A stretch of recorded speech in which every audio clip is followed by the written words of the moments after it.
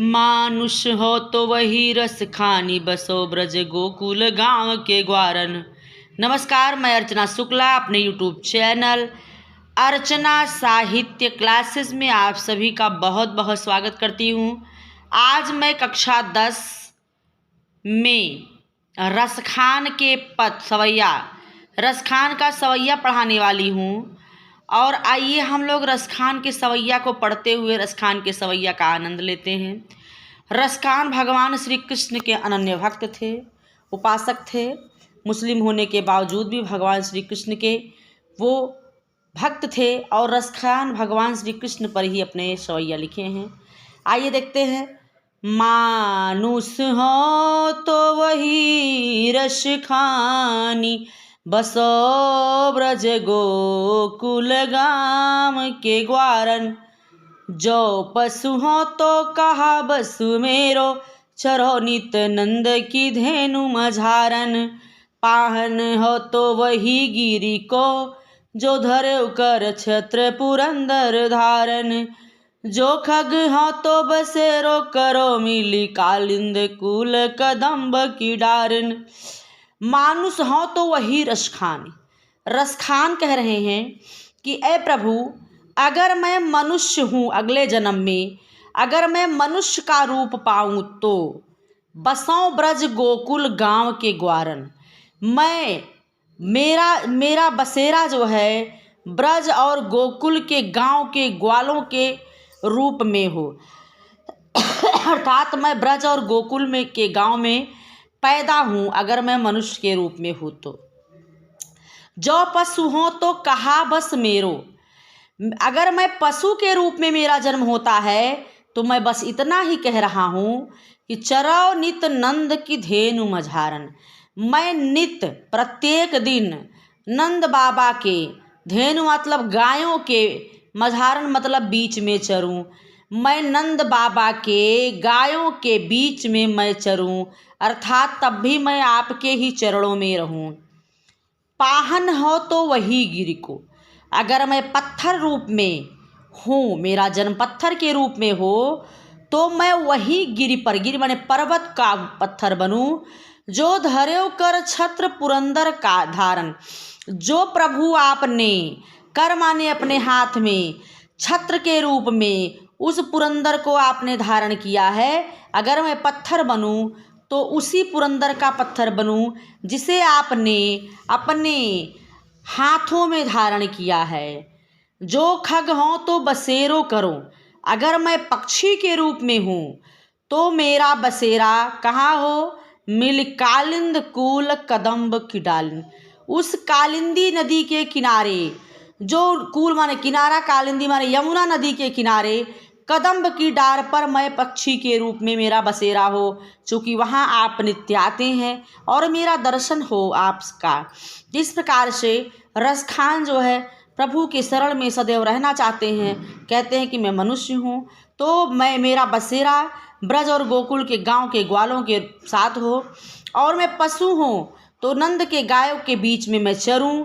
मैं पत्थर हूँ तो उस गिर पर हूँ, उस पर्वत पर हूँ जो आपने अपने हाथ में धारण किया है। अगर मैं खग हूँ, पक्षी हूँ तो मेरा बसेरा वहाँ पर हो जहाँ आप नित्य आते हैं गायों को चराने के लिए, रास रचाने के लिए। उस कालिंदी नदी के किनारे कदम्ब पर की डार पर मेरा बसेरा हो। ठीक, आगे देखते हैं। आजु गई हुती भो रही हो, रस खान रही वह नंद के मोहन।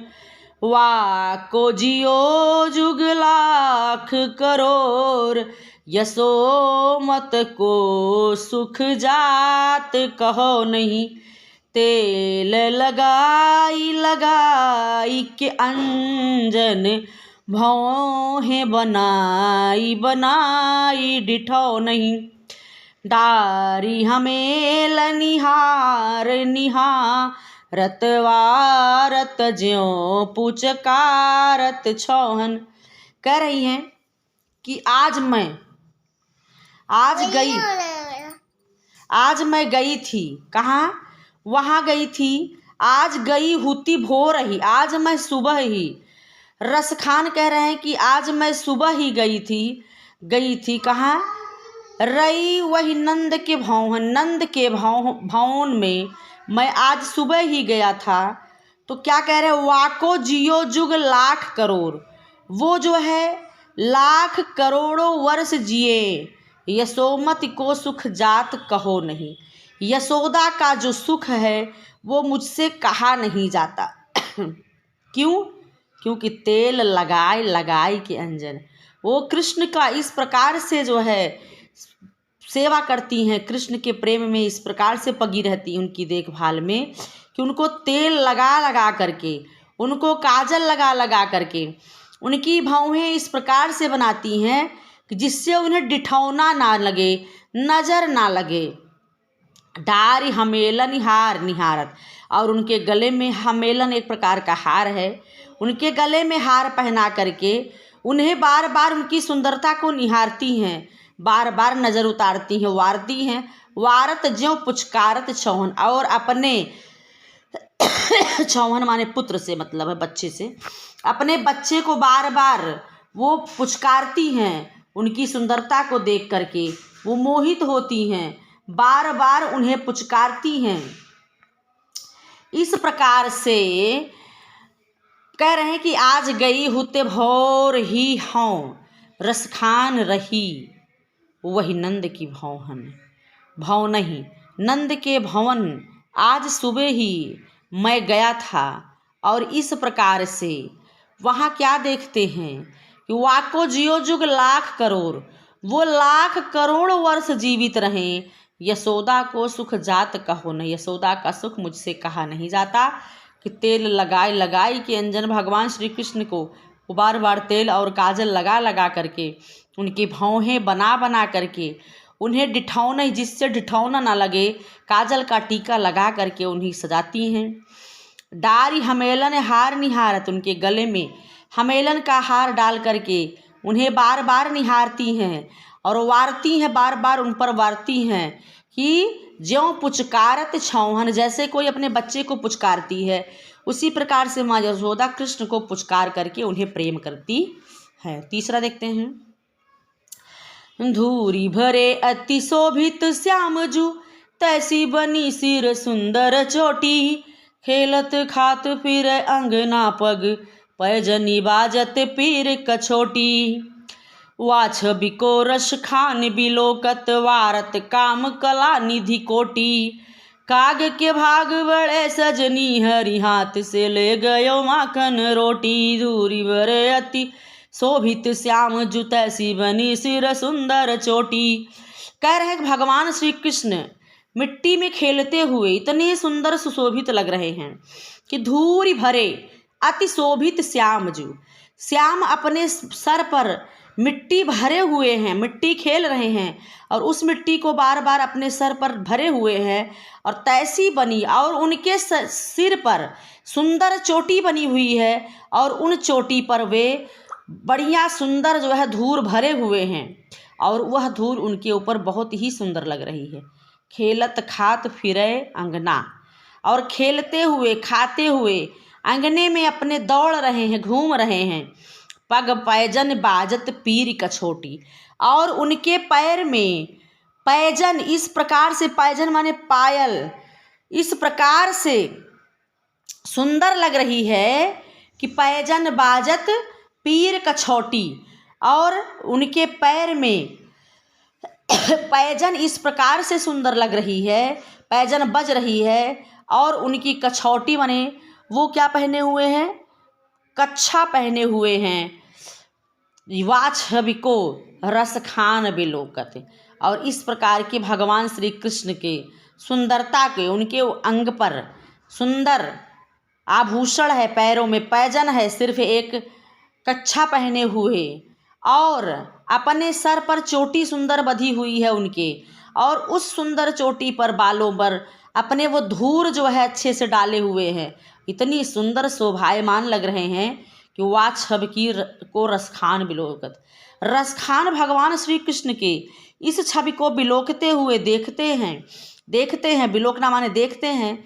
वारत काम कला निधि कोटि, ऐसा लग रहा है कि भगवान की सुंदरता, करोड़ों कामदेव की सुंदरता जो है उन पर वारी जा सकती है। इतने सुंदर लग रहे हैं कि कामदेव भी उनके सामने फीके पड़ जा रहे हैं। काग के भाग बड़े सजनी, रसखान कह रहे हैं कि उस कौवे के भाग्य इतना ज़्यादा अच्छा है कि हर हाथ से ले गए वो माखन रोटी। वह भी भगवान जब माखन रोटी को खा रहे थे, उस माखन रोटी को वह कौवा लेकर के भगवान के हाथ से लेकर के वह कौवा चला जाता है। तो हम लोगों से अच्छा तो उस कौवे का भाग्य है जो कि भगवान श्री कृष्ण के हाथ से माखन रोटी ले जा कर के खाता है। इस प्रकार से प्रस्तुत इसकी संदर्भ होगा प्रस्तुत पद्यांश रसखान द्वारा विरचित सवैया नामक पाठ से लिया गया है। इसके लेखक या इसके रचयिता, इसके प्रणेता महाकवि रसखान जी हैं। इसमें जो है मानुष हो तो वही रसखान, ये बहुत महत्वपूर्ण है। इसकी व्याख्या आप देख लीजिएगा, कर डालिएगा। और उसके बाद धूरि भरे अतिशोभित श्यामजू, भगवान श्री कृष्ण के सर पर धूल भरा हुआ है, मिट्टी भरा हुआ है और उस पर सुंदर चोटी बनी हुई है और वो खेलते खाते हुए नंद के आंगन में टहल रहे हैं, घूम रहे हैं और उनके पैरों में जो पैजन बंधी हुई है वो अत्यधिक सुंदर बज रही है और उनके कमर में उनके कच्छा पहने हुए हैं। वह छवि रसखान, उस छवि को रसखान बिलोकते हैं, देखते हैं सुंदरता को भगवान श्री कृष्ण के। ऐसा लगता है कि उन पर वारत काम कला निधि कोटि, ऐसा लग रहा है कि करोड़ों कामदेव की कला को सुंदरता की खजाना है भगवान श्री कृष्ण। काग के भाग बड़े सजनी, ऐ सजनी काग के भाग इतने सुंदर हैं, इतने बड़े हैं। भगवान श्री कृष्ण के हाथ से वो माखन रोटी लेकर के चला जाता है। तो आज की कक्षा में हमने आपको रसखान के पद से संबंधित 3 पद पढ़ाया है। एक मानुष हो तो वही रसखान, दूसरा आज गई हूँ तो भोर ही, हाँ रसखान रही वह नंद के भवन, धूर भरे अति शोभित श्याम जो तैसी बनी सिर सुंदर चोटी। इसे आप देख लीजिएगा। चूँकि आपके परीक्षा में संदर्भ सहित व्याख्या से संबंधित 6 नंबर का प्रश्न आता है, एक पद्य से आएगा, एक पैराग्राफ गद्य का आता है और आपके लिए ये नंबर दिले में बहुत ही महत्वपूर्ण भूमिका निभाता है और एक भी प्रश्न छोड़ना नहीं है, सारे प्रश्नों को लेकर के चलना है। क्योंकि जो पेपर आपको सरल लगते हैं उस पेपर को इतने अच्छे से आप कर डालिए जिससे कि आपका नंबर परसेंटेज और ही अच्छे से बने। तो आज की कक्षा में इतना ही। सवैया में आगे की जो और पंक्तियां हैं उसे पढ़ाएंगे अगली कक्षा में। आज इतना, इस कक्षा में इतना ही। धन्यवाद।